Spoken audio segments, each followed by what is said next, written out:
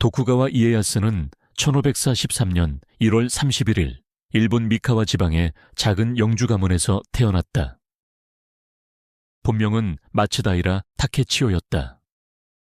그러나 그의 어린 시절은 결코 평탄하지 않았다. 5살이 되던 해 그의 아버지 마츠다이라 히로타다는 강한 다이묘들에게 둘러싸인 작은 영지를 지키기 위해 오다 가문과 동맹을 맺었다. 그러나 이마가와 요시모토가 오다 가문을 공격하면서 타케치오는 순식간에 전략적 도구로 전락했다.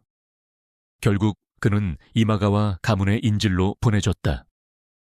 어머니와도 생이별해야 했고 불안한 미래 속에서 타국에서 자라야 했다.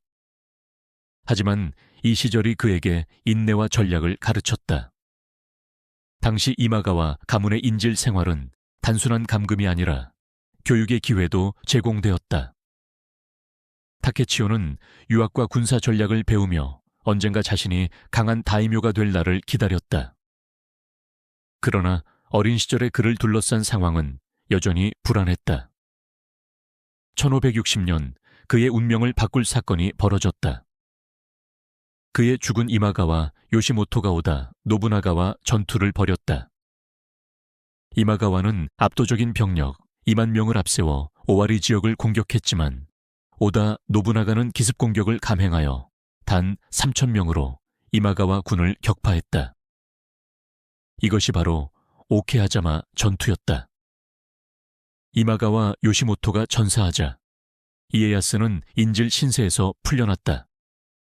그리고 그는 곧바로 고향 미카와로 돌아가 자신만의 세력을 키우기 시작했다. 이 사건은 이에야스에게 2가지 중요한 교훈을 남겼다. 세상의 판도는 한순간에 뒤집힐 수 있다. 강한 동맹을 맺어야 살아남을 수 있다. 이에야스는 미카와로 돌아온 후 오다 노부나가와 손을 잡았다. 당시 노부나가는 과감한 전술과 개혁적인 정책으로 일본을 통일하려 하고 있었다.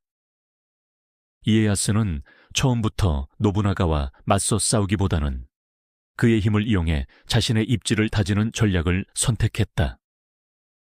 그는 노부나가의 연합군으로 싸우면서 자신의 군사력을 키우고 점차 세력을 확장했다.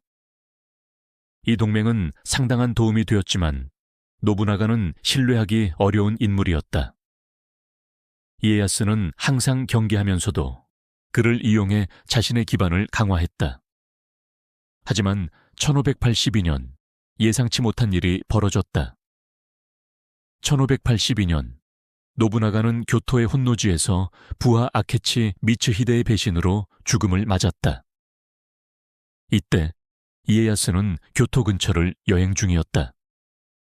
이제 선택의 순간이 왔다. 노부나가의 복수를 위해 움직일 것인가?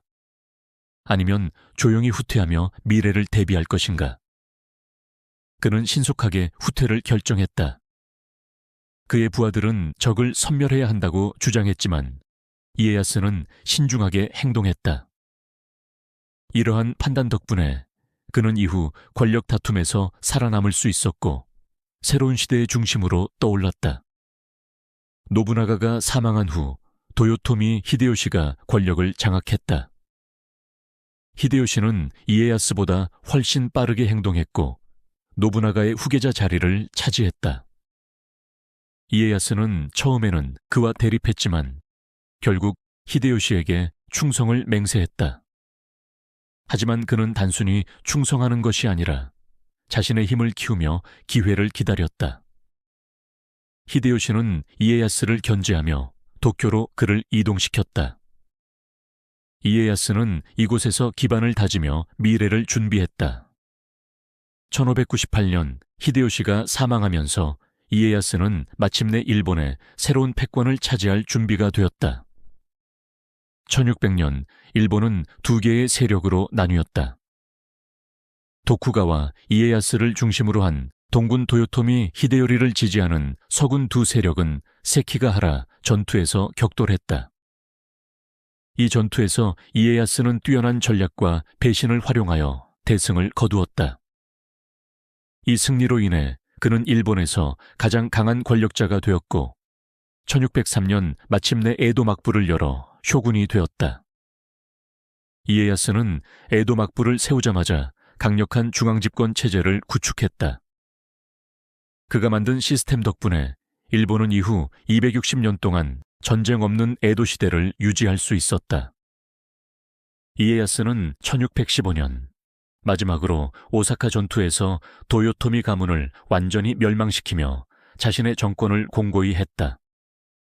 그는 1616년 73세의 나이로 사망했지만 그의 후손들은 막부를 이어가며 일본을 다스렸다.